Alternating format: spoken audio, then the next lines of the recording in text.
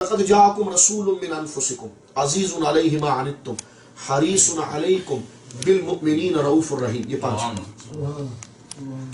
پہلے فرمایا لقد جاءکم رسول من انفسکم. پہلا بتا لقد جاءکم رسول، یہ رسول ہے، من انفسکم یہ تمہیں میں سے ہے. عزیز علیہ ما عنتم تمہاری پریشانی سے دیکھی نہیں جاتی. حریص علیکم بالمؤمنین یہ مسلمانوں کے بہت خیر خواہ ہیں.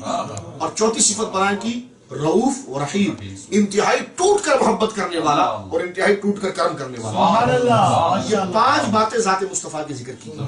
اب اس میں پہلی بات کو صرف ہم سمجھتے ہیں اور 2 لفظوں کے اندر، پھر کبھی زندگی رہی کسی مجلس میں اس کو تفصیل سے عرض کریں گے. فرمایا لقد جاءکم رسول من انفسکم، تحقیق آیا تمہارے پاس بھی رسول جو تمہیں میں سے. اب انفسکم فرمایا تمہیں میں سے مراد کیا ہے؟ فرمایا جن نہیں ہے، یہ فرشتہ نہیں ہے. فرمایا من انفسکم یہ تمہیں میں سے یعنی انسانوں میں سے اور مرد ہے، جن نہیں ہے، فرشتہ نہیں. ایک پہلا تعارف نا کہ اجنبیت ختم ہو، یعنی ایک ہے جو آپ کی جنس کا نہ ہو تو آپ اسے استفادہ کیسے کریں گے؟ گھبراہٹ ہوگی. فرق فرمایا گھبراتے کیوں؟ یہ تمہیں میں سے، یہ تمہیں میں سے، یہ انسانوں میں ہی آئے ہیں، یہ جنس بشر ہی میں سے آئے ہیں، یہ مرد ہی ہے، یہ تمہیں میں سے ہے. لیکن علماء نے فرمایا کہ اس کی تلاوت پھر 2 طریقے سے ہوتی ہے. انفسکم سے ساری دنیا پڑھتی ہے، اور حضرات اہل بیت، یہ صاحب روح المعانی نے بھی لکھا اور علامہ در منصور صاحب جلال السیوطی نے لکھا کہ سیدہ زہرا جب اس کی تلاوت کرتی تھی سبحان اللہ، اور جب سیدہ عائشہ اس کی تلاوت کرتی تھی تو انفسکم نہیں پڑھتی تھی، انفسکم، فا کے اوپر زبر پڑتی تھی، انفسکم نہیں، انفسکم. تو انفس کہتے ہیں انسانوں میں سے، انفس کہتے ہیں انتہائی پاکیزہ. اور یہ دونوں تلاوتیں قرآن کی متواتر ہیں. اور علماء نے لکھا کہ اگر کوئی اس طرح پڑھے گا تو اس کی بھی نماز ہو جائے گی. لقد جاءکم رسول من انفسکم یہ بھی متواتر تلاوت ہے، یہ مطلوب نہیں ہے، یہ رائج اور معروف ہے. اور انفسکم پڑھے گا تو یہ بھی ہو جائے گی. یعنی کیا بتایا کہ تم میں جو ہم نے نبی بھیجا ہے یہ تمہیں میں سے ہے. اور حضرات اہل بیت اس کو پڑھتے تھے انفسکم کہ آیا یہ جن سے بشر میں ہے لیکن اس کی شرافت کا ہم پلہ تو فرشتہ بھی نہیں ہو سکتا، اس کی پاکیزگی کا تو ہم پلہ بھی فرشتہ نہیں ہو سکتا. فرمائیے ہیں تم میں سے تبلیغ کے اعتبار سے، جنس کے اعتبار سے، لیکن فضیلت اور شرافت کے اعتبار سے تم میں سے نہیں. یہ کوئی ایسی بات نہیں کہ جو ہم کو عیسائیوں کا عقیدہ بیان کریں، نہ. دیکھیں یہ بات انتہائی لازم اور ضروری ہے نبی کو نبی کہنے کے لیے. ہمارے امام گزرے 3ری صدی ہجری میں. جس طرح فقہ کے 4 امام ہیں، امام اعظم ابو حنیفہ، امام شافعی، امام احمد، امام مالک.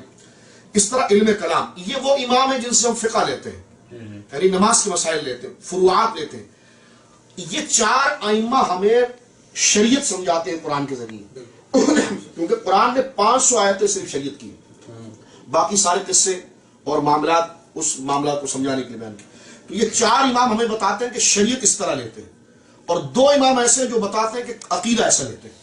ان 2 اماموں میں ایک ہے امام ابو منصور ماتوریدی رحمۃ اللہ علیہ، اور ایک امام ابو الحسن حضرت اشعری رضی اللہ تعالیٰ. یہ ہم حنفی جو ہیں وہ امام ابو منصور ماتوریدی رحمۃ اللہ علیہ کو ان کے اصول، ان کی ٹرمز کو بنیاد بنا کر عقیدہ لیتے ہیں. امام ابو منصور ماتوریدی رحمۃ اللہ علیہ 3ری صدی ہجری کے ہیں. انہی امام صاحب کی کتاب ہے کتاب التوحید، 2 جلدوں میں. انہوں نے نبوت کا باب باندھا، میں نے اس سے پہلے ایسی تحقیق کبھی نہیں پڑھی. وہ لکھتے ہیں کہ یہ عقیدہ ایمانیات میں سے ہے کہ نبیوں جیسا کوئی نہیں ہوتا. اگر ہم بات ممبر پر کرتے ہیں نا تو لوگ کہتے ہو تو کیا پھر نبی فرشتہ ہوتا؟ تم نے بشریت کا انکار کیا. ہم نے کہا ہم بشریت کا انکار نہیں کر رہے ہیں، ہم کہتے ہیں نبی ہوتا بشر ہے، لیکن کوئی نبی ہوتا بشر ہے لیکن کسی بشر کو نبی کی طرح، یہ نبی جو ہے بشروں کی طرح، یہ نبی ہے تمہاری طرح لیکن تم نبی کی طرح نہیں. یہ کہنا چاہتے ہیں یہ نبی جو ہے تمہاری طرح لیکن تم اس کی طرح نہیں. کیوں؟ کیونکہ اس کے تھوک کے اندر شہد کی طرح مٹھاس اور गुलाब से ज्यादा खुशबू होती है, तुम्हारे थूक के अंदर बदबू होती है। ये है तुम्हारी तरह, लेकिन तुम इसकी तरह नहीं। क्यों? क्योंकि तुम्हारा पसीना गिरे तो बदबू आती है, इसका पसीना गिरे तो बारात से उतर है। ये मुकदमा बांधा है हजरत इमाम माजिद मातुरीदी रहमतुल्लाह अलैह, और मैं किताब को चूम चूम कर अपनी लाइब्रेरी में झूमता रहा कि वाह वाह क्या गिराहें आपने खोल ली है और क्या मसला आपने समझा दिया। हजरत इमाम माजिद मातुरीदी कहते हैं कि हुजूर हैं तो बशर, लेकिन जिस मिट्टी से आपको बनाया गया वो मिट्टी किसी की है ही नहीं। इसको अब मैं इस अंदाज में आप देखें कि जो मटेरियल है हुजूर अलैहिस्सलाम के वजूद को जिससे तैयार किया गया, जो फार्मूला है वो ऐसा है कि फरमाया कि जो मादा तख्लीक है हुजूर का, जो मादा तख्लीक है वो मादा तख्लीक आम बशरों से बिल्कुल मुख्तलिफ है। क्यों? अब अगर हुजूर हमारी मिट्टी से बने हुए हैं, जैसी मिट्टी हमारी है, तो फिर वहां खुशबू क्यों आती है और हमें बदबू क्यों आती है? बल्कि साहबा तो ये कहते हैं कि फजलात शरीफ और फजलात करीमा कि जो इंसान के आर्जी हाजात होती हैं, यानी जिसको आप पेशाब कहते हैं, हजरत उम्मुल मोमिनीन सैयदा आयशा सिद्दीका खुद कहती है, मवाहिब में मौजूद है, मदारिज में मौजूद है, खसाइसुल कुबरा के अंदर मौजूद है। कहती है कि मैं पीछे गई और मैंने कहा कि मैं देखूं कि फजलात करीमा है क्या, तो कहती है कि दरख्तों ने पनाह दी, और जब हुजूर बाहर तशरीफ लाए तो मैंने देखा कि वहां सिर्फ मुश्क की खुशबू थी, बाकी कुछ भी नहीं।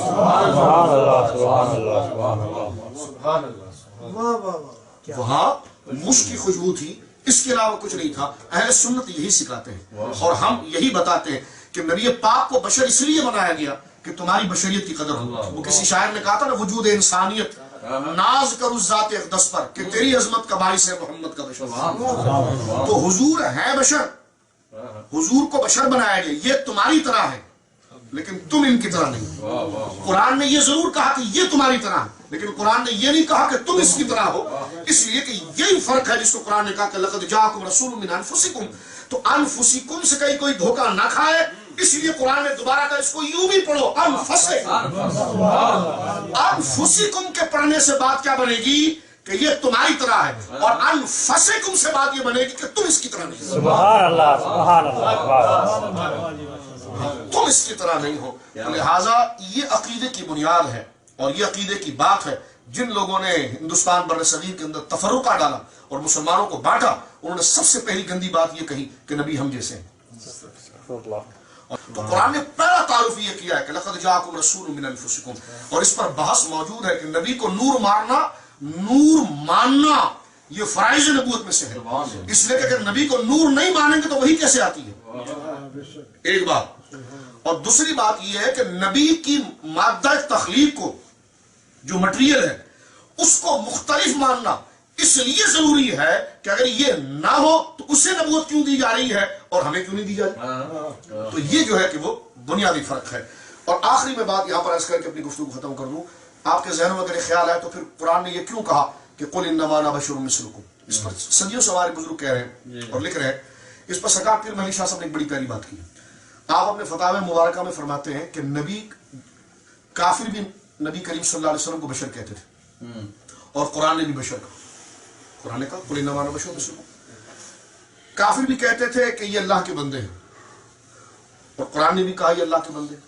तो काफिर कहे तो कुफ्र है, कुरान कहे तो तौहीद है। क्यों? इसको बड़े खूबसूरत अंदाज में सरकार पीर महली शाह साहब ने समझाया। आला हज़रत सैयदना पीर महली शाह साहब फरमाते बात यह है कि सिर्फ बशर कहना यह हराम है। सिर्फ बशर कहना यह हराम, क्योंकि इससे बराबरी पैदा होती है। कुरान ने जहां बशर कहा वहां फौरन फजीलत भी बताई। अब अगर देखिए कुरान, अब आप कलमा पढ़ते हैं तो कलमे में आप क्या कहते हैं, अब्दुहु, फिर फौरन कहते हैं रसूल। तो अब्द इसलिए कहते हैं कि ये तुम्हारी तरह है, रसूल इसलिए कहते हैं कि तुम इसकी तरह हो। और ये जो है वो बुनियादी अकीदा है जो तौहीद की बुनियाद है और असास है।